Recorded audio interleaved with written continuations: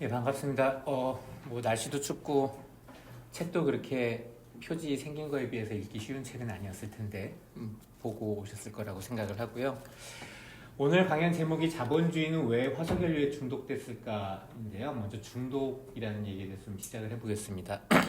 중독이란 말은 보통 두 가지 의미로 쓰이는데요. 하나는 독성에 노출된다는 뜻이죠. 영어로는 포이즈닝이라고 하고요.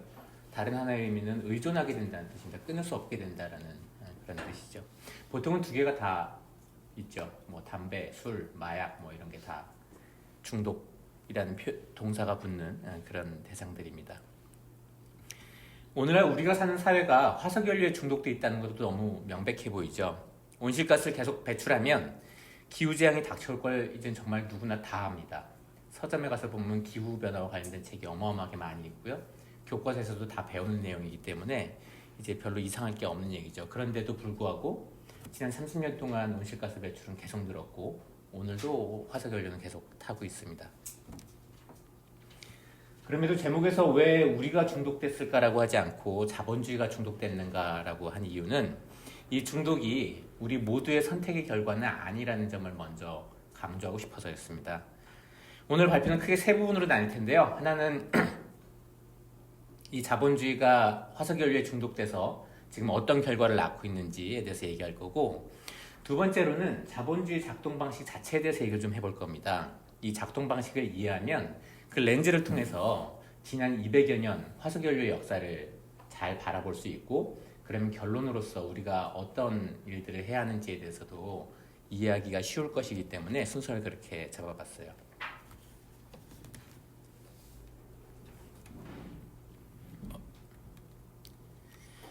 네, 유엔 산하의 기후변화에 관한 정부 간 협의체 위원회라고도 하는 그런 기구가 있습니다. IPCC라는 약자로 쓰는 기구가 있고, 이 기구는 세계 탄소 배출량을 급격히 줄이지 않으면, 즉 2050년까지 0으로 만들어야 되고, 이를 위해서 2030년까지 절반 가까이 줄이지 않으면 기후 붕괴와 최악의 결과를 보게 될 것이라고 경고해 왔습니다. 많이 들어보신 얘기일 텐데요. 과학자들이 예측했던 시점이 점점 앞당겨지고 있고 그 예측한 피해 규모도 점점 커지고 있다는 점을 강조하고 싶습니다. 예컨대 지금대로라면 이제 과학자들은 2030년이 되기 전에 지구 평균 기온이 산업화 이전에 비해서 1.5도라는 경계선을 넘어설 가능성이 매우 크다고 지적을 하고 있어요. 그러니까 앞으로 한 7년도 안 남았다고 하는 겁니다. 이거는 이제 올해 발표되고 있는 통계 결과를 보여주는 건데요. SST는 해수면 온도를 뜻합니다. Sea Surface Temperature고 전 세계 기온에서 특정한 바를 이제 보여주는 건데, 저 주황색 선이 2022년이고 그 아래 무수히 많은 선들이 이제 각 연도의 그 분포를 보여주는 거예요. 그러니까 1월 1일부터 12월 1일까지 이렇게 변해왔다는 겁니다. 그리고 저 맨 위에 완전히 그냥 상대를 벗어나 있는 듯한 그래프가 바로 올해 해수면 온도입니다. 사실은 지난 7월부터 7, 8, 9, 10월까지 모두 역사상 최대 기온을 기록을 했고 11월 통계는 아직 안 나왔겠죠. 나올 건데 아마도 역시 최고치를 찍을 거라고 다들 예측을 하고 있습니다. 왜 기온을 1.5도로 정했냐? 목표를 많은 과학자들이 볼 때 지구 평균 기온이 산업화 이전, 그러니까 1850년, 뭐 1800년 요즘에 비해서 1.5도 이상 넘어가면 우리가 살아온 어떤 문명이 생겨난 이래로 인류가 살아왔던 이 기후의 전체적인 패턴이 크게 변할 가능성이 높다고 보고 있는 겁니다. 아주 대표적인 게 저 맨 위에 있는 그린란드의 빙하가 이제 다 녹을 거라는 거죠. 한 1.6도 정도면 다 녹아내릴 거다라고 보고 있고, 실제로는 이 예측보다 그 녹는 속도가 더 빨라서 언제 위기가 닥쳐올지 불안하다라는 게 이제 과학자들의 경고입니다. 어쨌든 그래서 목표를 1.5도로 정했죠. 그런 일이 실제로 벌어지면 어떻게 될까를 최근에 가장 비극적으로 보여준 사례는 리비아의 홍수인데요. 지중해에도 태풍이 생긴 지가 좀 됐습니다. 그래서 메디케인이라고 부르는데 지중해성 태풍이 올해 역사상 가장 큰 규모로 발생을 했고 리비아에 북아프리카에 있는 리비아에 폭우를 내렸는데 그 폭우가 리비아에 있는 그 댐 2개를 연속으로 붕괴시키면서 그냥 저 도시 전체를 물이 다 쓸고 내려갔습니다. 그러니까 저 도시에 살던 사람들 중에 15,000명가량이 거의 아무것도 해보지 못한 채 그냥 물에 쓸려서 바다로 들어갔고 아직도 그냥 시신을 건지고 있는 중이라고 이렇게 들었습니다.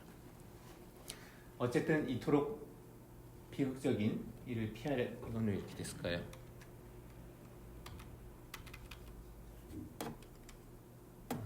피하려면 기후위기를 빨리 멈춰야 하는 게 급한 일이죠. 근데 생각보다 그 기후위기를 멈추기 위해서 우리가 해야 할 일은 너무 단순합니다. 이 단순하다는 사실이 오히려 좀 더 문제처럼 여겨지기도 하는데 온실가스의 대부분은 화석연료를 태우는 과정에서 나옵니다. 다른 과정에서도 물론 많이 나옵니다만 어쨌든 가장 중대한 변이는 화석연료 연소에 있는 거고 그래서 화석연료를 더 이상 태우지 않고 땅에 묻히는 걸 더 이상 캐내지 않는 게 기후변화를 멈추는 가장 핵심적인 조처여야 합니다.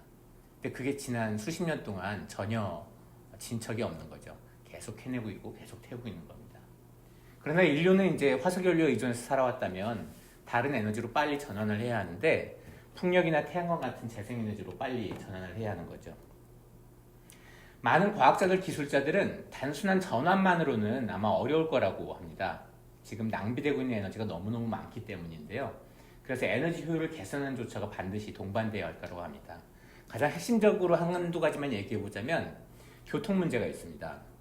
지금은 출근길에 다들 혼자서 어마어마하게 큰 쇳덩이를 몰고 출퇴근을 하죠. 교통이 불편하기 때문인데요. 그걸 대부분 대중교통으로 전환할 수 있다면 굉장히 많은 에너지를 절약할 수가 있습니다. 지금 아마도 여기 있는 우리 대부분이 사는 주거는 굉장히 열악할 텐데 단열 조처를 잘 하는 것만으로 다시 말해서 건물을 제대로 짓고 혹은 지어진 건물을 보강만 잘해도 어마어마하게 많은 가스 에너지를 절약할 수가 있죠. 하여간 그런 조처들이 사회 전체적으로 도입이 돼야 하고 그런 에너지 효율의 개선 조처 중에 또 하나 우리가 간과해서는 안 될 게 오늘날 이제 서울처럼 거대해진 도시들이 좀 더 완화되지 않으면 사실 엄청난 양의 에너지 사용을 줄이기가 어렵다라는 그런 점도 우리가 고려를 해야 할 겁니다. 지금 이스라엘과 팔레스타인 사이에 전쟁이 벌어지고 있죠. 저 지도에 보이실지 모르겠지만 리비아의 저 꼭대기 뿔 쪽에 아까 보여드린 사진인 그 태풍이 찾아왔던 지역이 홍수가 난 지역인데 바로 멀지 않은 지역인 팔레스타인에서 지금 이스라엘이 팔레스타인들을 학살하고 있습니다. 교전 중단 기간이 좀 길어지고 있다고는 연장되고 있다고는 하는데 아마도 이스라엘은 반드시 공격을 재개할 것 같습니다. 이 얘기를 제가 얘는 또 왜 이럴까요? 하는 이유는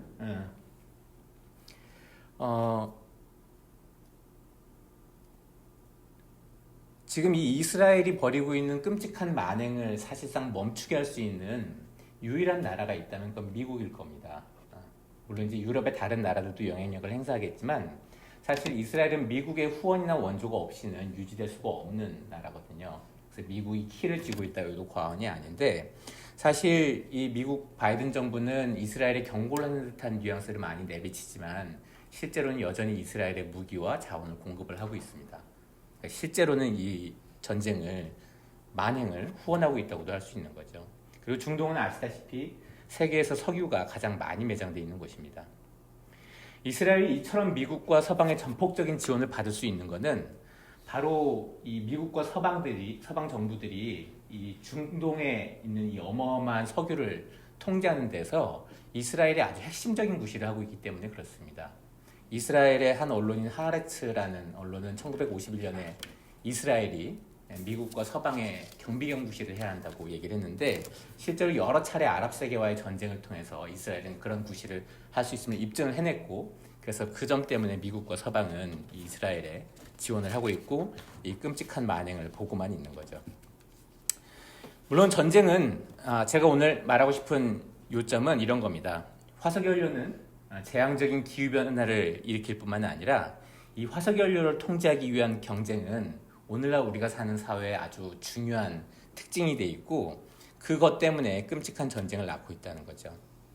기후변화와 전쟁 모두 동일한 자본주의 체제 작동 방식에서 비롯한 결과고 화석연료와 더 크게 봐서는 에너지 문제가 바로 그 중심에 있다는 게 제가 오늘 얘기하고자 하는 것의 골자입니다. 물론 전쟁은 중동에서만 일어나고 있는 건 아닙니다. 오늘날 세계는 굉장히 위태로워지고 있는데 유럽의 우크라이나에서도 러시아와 나토가 전쟁을 벌이고 있죠.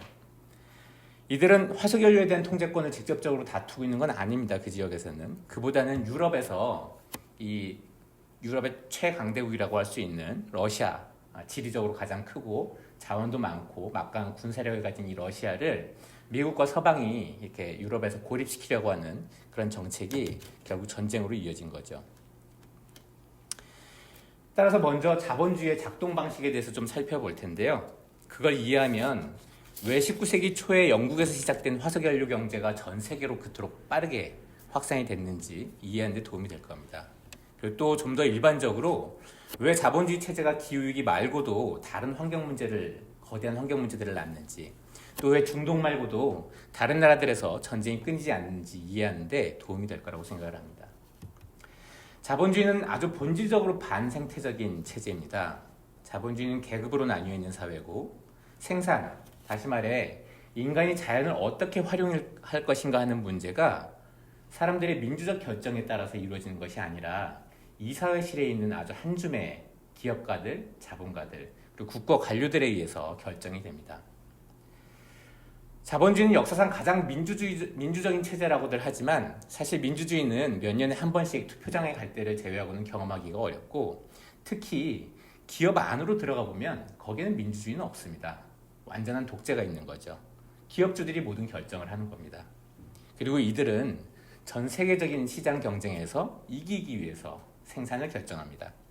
다시 말해서 대다수 사람들에게 가장 필요한 것이 무엇인지에 따라서가 아니라 무엇이 가장 빠른 축적을 보장하는가에 따라서 생산의 우선순위가 결정된다는 거죠. 그리고 이런 경쟁은 개별 기업주들에게는 일종의 피할 수 없는 어떤 철의 압력처럼 작용을 하는데 자연의 지속 가능성 같은 걸 고려해서 투자를 할 수 없게 만듭니다. 당장에 누가 더 많은 이윤을 얻는가가 그 기업의 생존을 결정짓기 때문에 이들은 장기적인 전망보다는 굉장히 단기적인 실적과 이윤에 따르게 되죠. 그래서 자연을 이들이 대하는 방식은 크게 두 가지인데 무한한 원료 공급처라고 생각을 합니다. 그래서 더 이상 캐내면 안 되는 것일지라도 다 캐내고 그것이 생태계에 끼친 영향에 대한 큰 고려 없이 나무를 다 베어내고 산을 밀어내고 그런 일을 벌이죠. 다른 한편으로는 자연을 엄청난 쓰레기 처리장으로 여기기도 합니다. 가장 대표적인 케이스는 핵발전소인데요. 핵 폐기물은 아직까지도 인류가 그것을 어떻게 처리할지 방법을 알지 못합니다. 최소 수만 년에서 길면 수십만 년을 땅속에 묻어놔야 하는데 인류 문명의 역사가 그것보다 훨씬 짧습니다. 그래서 그렇게 오랫동안 치울 수 있다는 보장이 하나도 없지만 그런 폐기물을 계속 만들어내고 있죠. 이처럼 이윤 축적 경쟁은 비합리적이고 엄청난 낭비로 이어집니다. 그래서 자본주의 자체는 아예 태초부터 지속 불가능한 사회이기도 합니다. 그런데 자본주의는 단지 개별 자본들, 개별 기업들끼리만 경쟁하는 체제가 아니라 그들이 기반을 두고 있는 국가들이 경쟁하는 체제이기도 합니다. 흔히 어떤 경제적 경쟁이 군사적 경쟁을 낳는다 이렇게 단순하게 설명을 하기도 하지만 사실 영토를 둘러싼 지정학적 경쟁은 자본주의 이전에도 있었죠. 그 지역에서 패권을 유지하기 위해서 경쟁하는 지배계급들 사이에 수천 년 동안 전쟁이 벌어졌습니다. 그러나 19세기 말에 이르러서는 이 자본주의 하에서 이런 지정학적 경쟁이 시스템의 원동력이라 할 수 있는 좀 전에 말씀드렸던 경제적인 경쟁과 결합이 되는데요. 마르크스주의자들은 이를 제국주의라고 불러왔습니다. 어떤 사람들은 제국주의라고 하면 하나의 초강대국, 예컨대 오늘날의 미국이죠. 이런 나라가 다른 약소국들을 이렇게 깡패처럼 괴롭히는 것을 지배하는 걸 생각하는데요.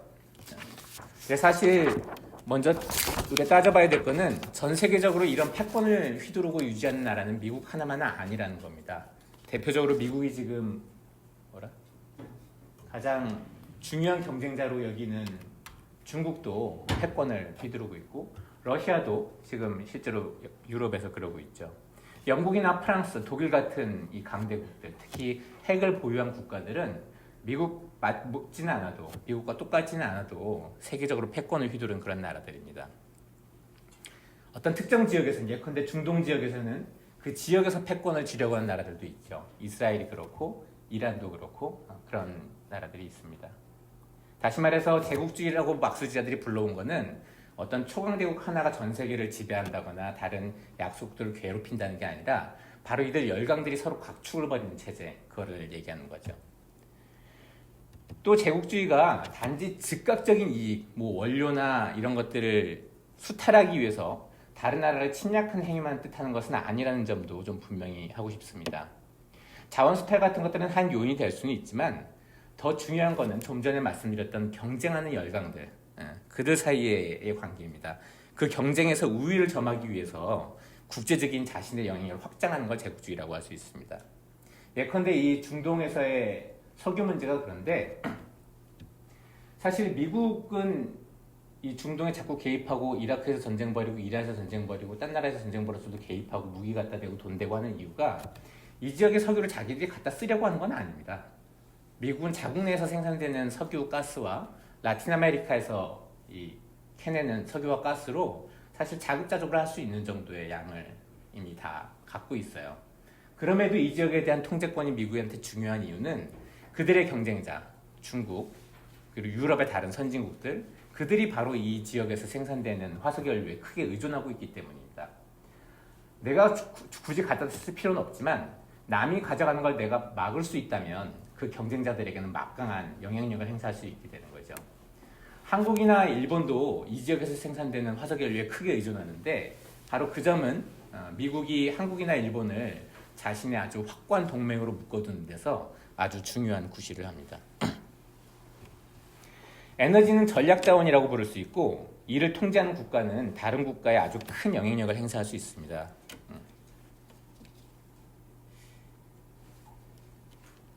제가 마르크스주의자들이 제국주의라고 불러왔던 현상, 다시 말해서 현대 자본주의의 국가들 사이의 경쟁에 대해서 얘기를 했는데 처음에 말씀드렸던 이 기업들 사이의 자본가들 사이의 경쟁과 이 국가들 사이의 경쟁이라는 이 프레임을 갖고 이런 렌즈를 통해서 화석연료 자본주의 역사를 지금부터 좀 짧게 돌아보겠습니다.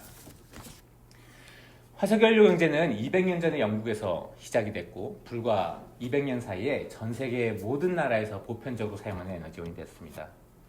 근데 산업혁명을 이끈 섬유산업의 초기에는 공장에 동력을 공급하는 에너지원이 화석연료가 아니었습니다. 맨체스터에 있는 이 면직 공장들은 대체로 거대한 물레방아를 설치한 이 공장을 설치해서 거기서 생산을 했죠. 그런데 1820년대 아주 급격한 증기기관으로의 전환이 있었습니다.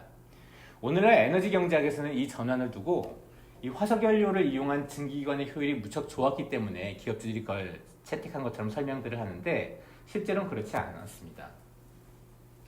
제가 보여드린 이 책이 바로 엊그제 출판된 책인데 영어로는 이제 2016년에 쓰여진 책이고 스웨덴의 생태학자이자 막수주의자인 안드레아스 말름이라는 사람이 써서 이제 유명해진 책이거든요. 제목은 화석자본이라는 책이고 이 책에서 이 사람이 설명한 게 바로 그건 겁니다.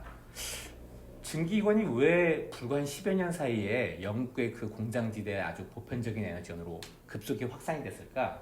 정말 당시 증기기관이 그토록 효율적이었을까? 기존의 수력을 이용한 공장들보다 더 나았나? 근데 당시에 아주 방대한 자료들을 다 샅샅이 뒤져본 결과 이 사람이 내리는 결론은 비용 면에서든 어떤 기계적 효율 면에서든 혹은 입지 면에서든 어떤 다른 측면에서 보더라도 수력을 굳이 증기기관으로 바꿀 그런 동인이 굉장히 약했다는 겁니다. 그래서 이 사람은 아주 주도 면밀하게 당시 이 도대체 전환이 일어났던 과정 그 시기에 의회 기록들 언론들 이런 것들 막 뒤져봐요. 그러니까 당시에 엄청 치열한 논쟁이 있었다는 것을 이 사람이 알아냅니다. 실제로는 제임스 와트와 그의 동료인 불턴이 만들어서 판매하던 이 증기기관들은 그들 둘 다 죽기 전까지 몇 대 못 팔고 죽었습니다. 자본가들이 외면했거든요. 왜 거기에다가 굳이 돈을 써야 돼?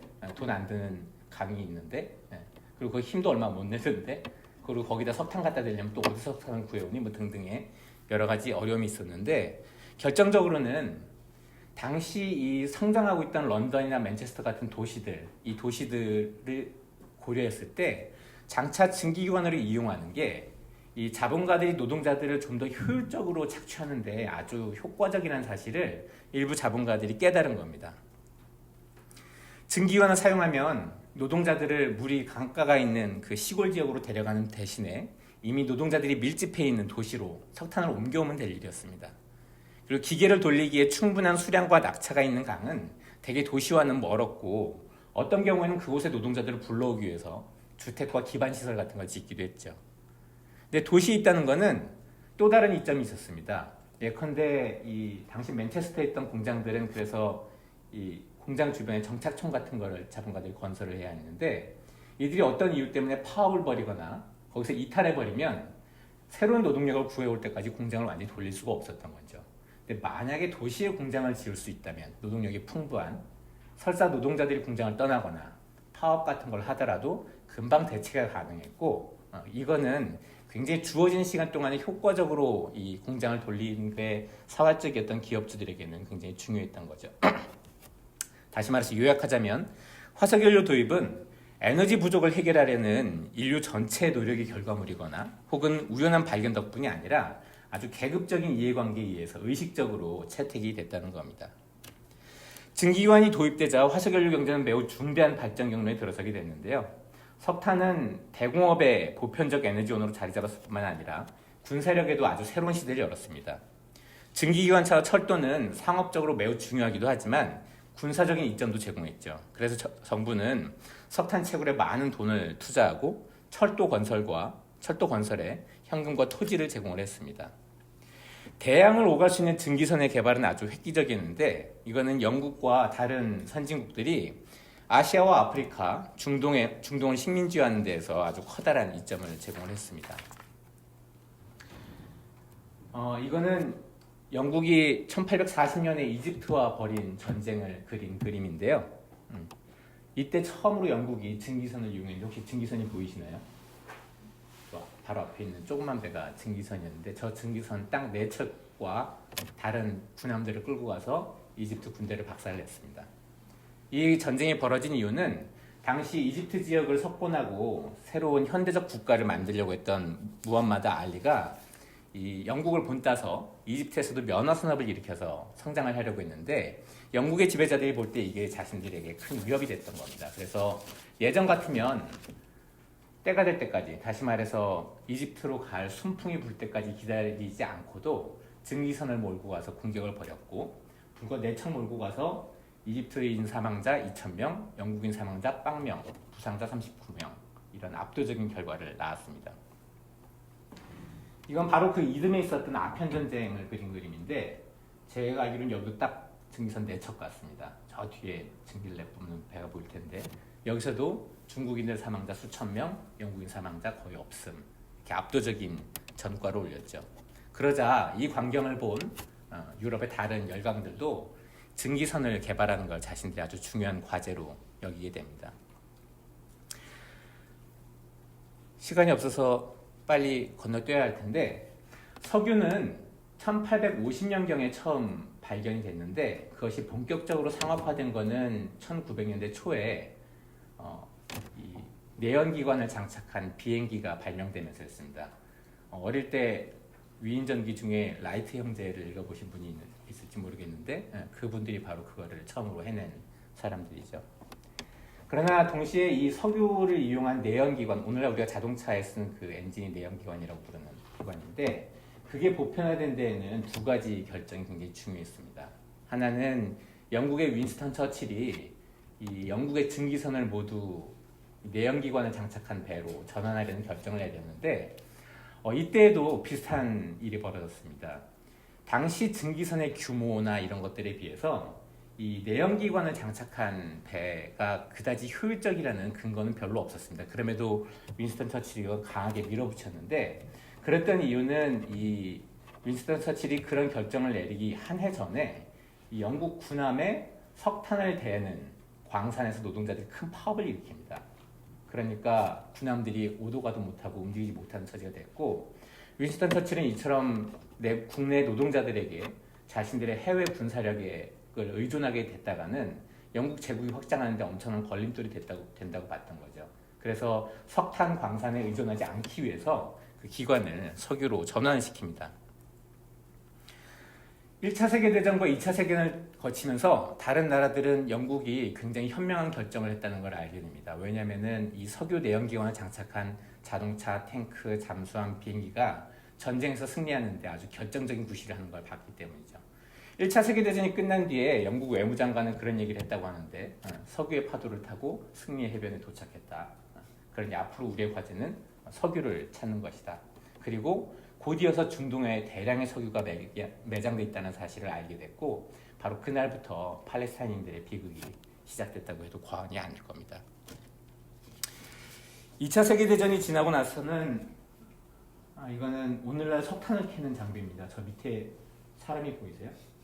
오늘날 석탄은 이렇게 캔다고 하더라고요. 굳이 이렇게 어렵게 안 캐고 산을 다 밀어버리고 그걸 다 탈탈탈 털어갖고 석탄만 골라내는 방식으로 한다고 합니다. 1950년이 지나면 이 온실가스 배출량이 어마어마한 속도로 늘어납니다. 그리고 이렇게 온실가스 배출이 늘어나기 위한 조건은 2차 세계대전 당시에 준비가 됐다고 할 수 있는데 미국은 이 2차 대전에 참전하기 위해서 국내 이 석유 기반 경제에 어마어마한 재정을 투자를 합니다. 1년 이 미국 국내 총생산에 해당하는 금액을 투자할 정도였는데 어쨌든 그 과정을 통해서 이 폭탄 공장 그리고 탱크 공장, 군함 공장 이런 것들을 어마어마하게 많이 건설을 하죠. 그리고 전후에 이 엄청나게 돈을 쏟아부은 최신 시설들은 미국 정부가 미국의 기업주들에게 아주 헐값에 넘겨줍니다.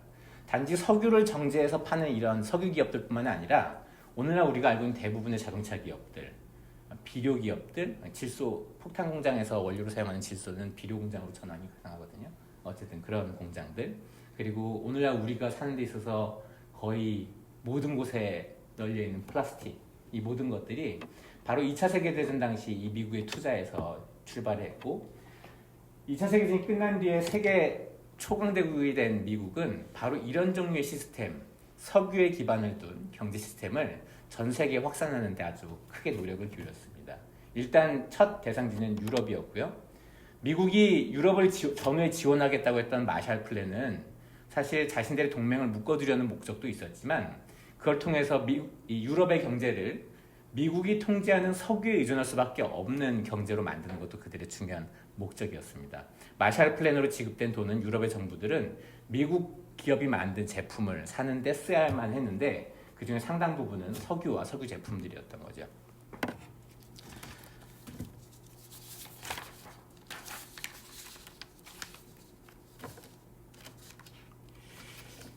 제가 지금까지 말씀드렸던 이 자본주의 작동 방식 그리고 화석연료의 짧은 역사를 돌아보면 왜 오늘날 기후변화를 멈추기 위한 조처가 이루어지지 않는지 이해하는 게 크게 어렵지는 않으실 겁니다.